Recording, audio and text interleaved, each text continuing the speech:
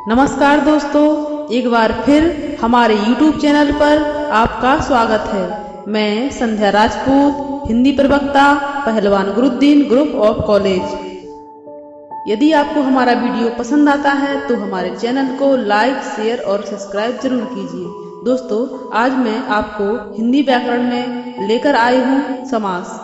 दोस्तों, जो कंपटीशन की तैयारी कर रहे हैं उनके लिए समास में से कम 4 या 5 नंबर के प्रश्न पूछे जाते हैं। तो आज हम समझते हैं समास क्या है, समास के प्रकार कितने हैं, समास की परिभाषा क्या है, समास के कुछ एग्जाम्पल्स।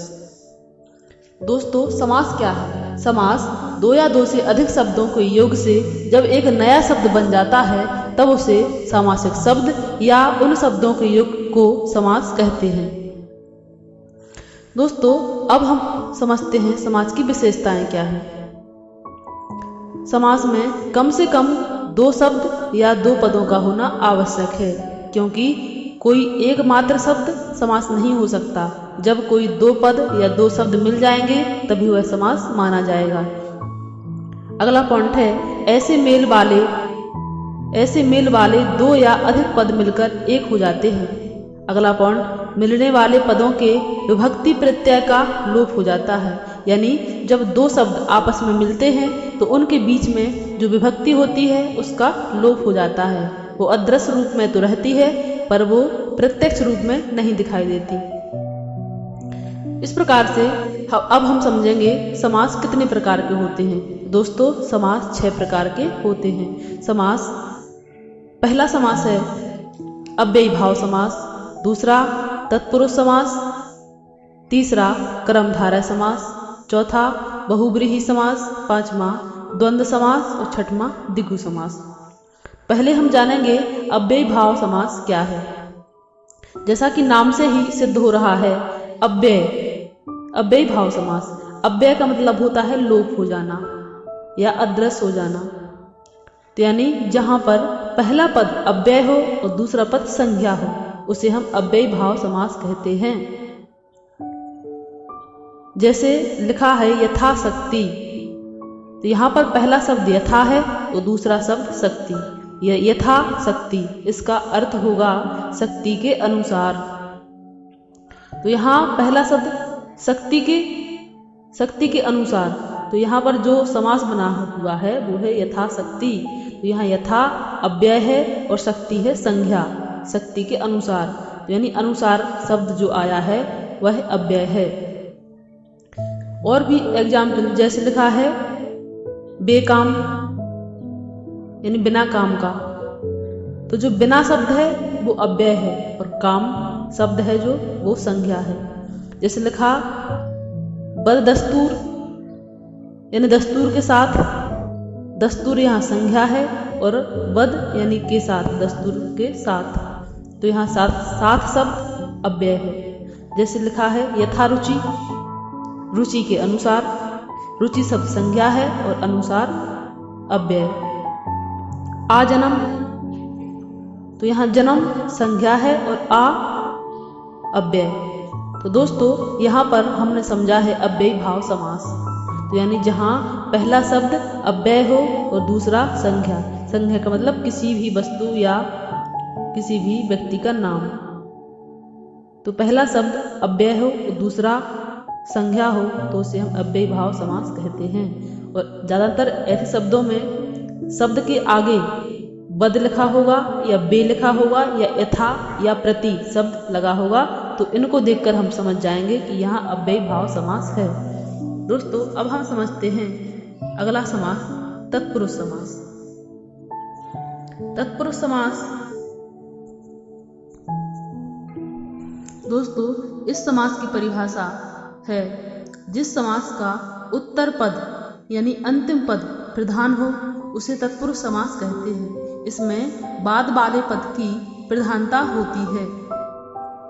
या दोस्तों, इसको हम इस प्रकार से भी समझ सकते हैं कि जहाँ 2 शब्दों या 2 पदों के बीच में कोई भी विभक्ति छुपी हो, क्योंकि हमने अभी समझा कि पद 2 होते हैं, पहला पद और अंतिम पद। तो जहाँ 2 पदों के बीच में यानी प्रथम पद और उत्तर पद या अंतिम पद इन दोनों के बीच में कोई भी विभक्ति छुपी हो, विभक्ति मीन्स कर्ता ने कर्म को करण से संप्रदान के लिए अपादान से जुदा ये विभक्तियाँ छुपी हों या लगी हों तो हम समझ जाएंगे कि यहाँ ही तत्पुरुष समास है।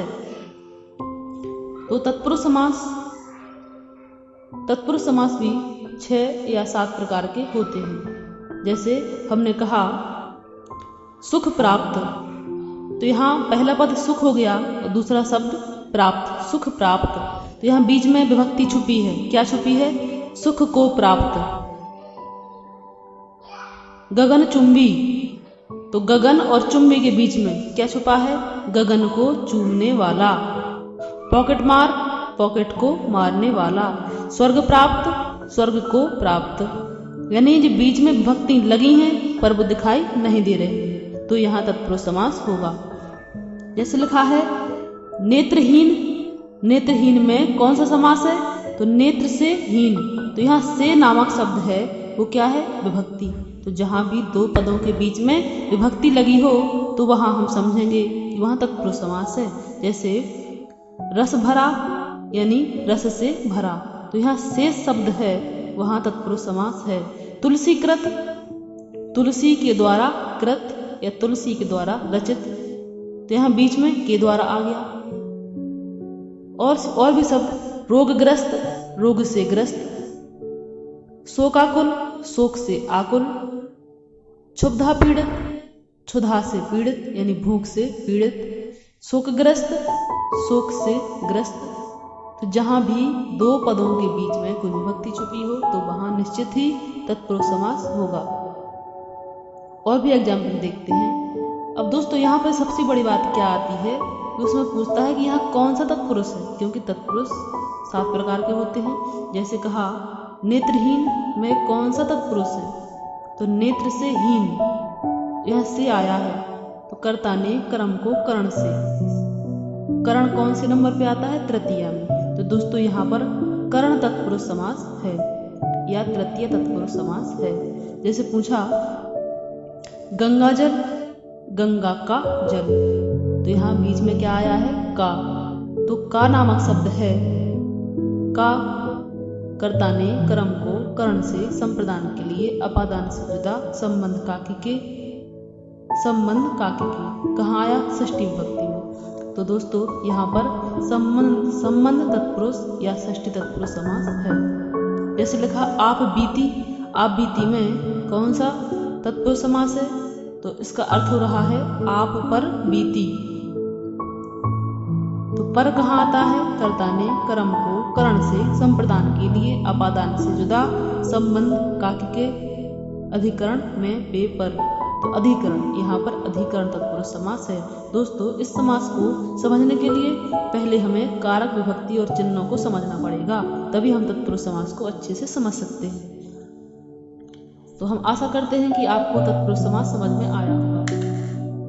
इसके बाद अगला समास आता है आपका द्वंद्व समास। द्वंद्व समास किसे कहते हैं? दोस्तों जिसके दोनों पद प्रधान हो, जिसके दोनों ही पद, प्रथम पद और अंतिम पद, दोनों ही पद प्रधान हो या दोनों ही पद संज्ञाएं हो या दोनों ही पद विशेषण हो, तो वह द्वंद्व समास कहलाएंगे। जैसे एक मिनट, सबसे पहले हम इसको ये समझ लेंगे कि जहाँ पर भी द्वंद्व समास होगा तो उन दोनों पदों के बीच में या तो और शब्द लगा होगा या अथवा लगा होगा, लगा नहीं होगा तो ये अर्थ छुपे होंगे। जैसे रात दिन, तो रात और दिन। पाप पुण्य, पाप और पुण्य। माता पिता, माता और पिता।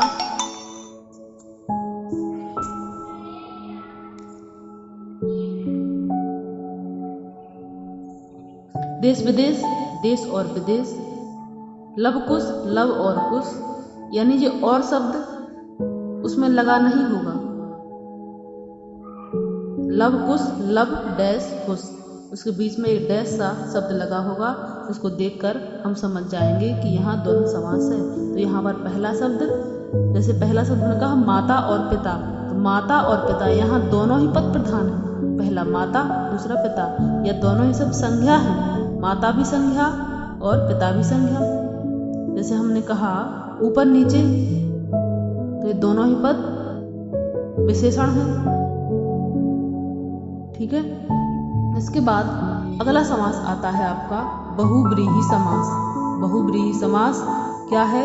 इस समास में कोई भी शब्द प्रधान नहीं होता, यानी यहाँ पर ना तो प्रथम पद प्रधान होता और ना ही दूसरा पद, बल्कि यहाँ कोई तीसरा पद प्रधान होता है। जैसे एग्जाम्पल में लिखा है पीतांबर, तो इसका अर्थ होगा पीला है अंबर जिसका वह। पीत यानी पीला, अंबर यानी वस्त्र, पीले हैं वस्त्र जिसके वह, या पीला है अंबर जिसका वह। अर्थात यानी यहाँ अर्थात यानी किसी और का नाम आ रहा, जैसे श्री कृष्ण या श्री राम। जैसे चक्रधर, चक्र को धारण करने वाला अर्थात विष्णु, तो यहाँ ना तो चक्र प्रधान है और ना ही धारण करने वाला, ना ही पीत प्रधान था, ना ही अंबर, यानी जहां कोई तीसरा अर्थ निकल रहा है। जैसे दशानन, दस हैं आनंद जिसके वह, अर्थात रावण, तो यहाँ ना तो दस प्रधान है और ना ही आनंद, यानी यहाँ रावण प्रधान है। तो जहाँ पर ना पहला पद प्रधान हो ना ही दूसरा, बल्कि कोई अन्य पद प्रधान हो, तो वहां बहुव्रीहि समास होगा। लंबोदर, लंबा है उधर जिसका वह, अर्थात गणेश। एक दंत, एक है दांत जिसका वह, अर्थात गणेश। इसके बाद अगला समास है आपका द्वंद्व समास। द्वंद्व समास हो गया है। इसके बाद आएगा आपका द्विगु समास। द्विगु समास किसे कहते हैं? द्विगु समास वह समास है जिसमें पहला पद संख्यावाचक हो, उसे हम द्विगु समास कहते हैं। तो द्विगु समास में प्रथम पद क्या होगा? संख्यावाचक, और अंतिम पद संज्ञा होगा। जैसे उसमें लिखा है चौराहा, चौराहा का अर्थ क्या निकलेगा? चार राहों का समूह। तो चार शब्द क्या हो गया? चार शब्द संख्या हो गई, राह संख्या। पंचवटी, पांच बटियों का समूह। पंच यानी पांच, पांच संख्या है और वटी संख्या। दोपहर, दो संख्या हो गया और पहर यानी पहर संख्या हो गया। त्रिभुज, तीन भुजाओं का समूह। त्रि संख्या और त्रि संख्या और भुज संख्या। चतुर्दिक, चार दिशाओं का समूह। तो चतुर्दिक, चतुर्मी चार, चार संख्या और दिक यानी दिशाएं, तो दिशाएं क्या हो गया? संख्या। तो इस प्रकार से द्विगु समास का अर्थ क्या है? जहां पहला पद संख्यावाचक हो और दूसरा पद संज्ञा हो, तो उसे हम द्विगु समास कहते हैं। दोस्तों, मैं आशा करती हूँ कि आपको हमारा वीडियो पसंद आया होगा। यदि आपको हमारा वीडियो पसंद आया हो तो प्लीज़ लाइक, शेयर और सब्सक्राइब जरूर कीजिए। धन्यवाद।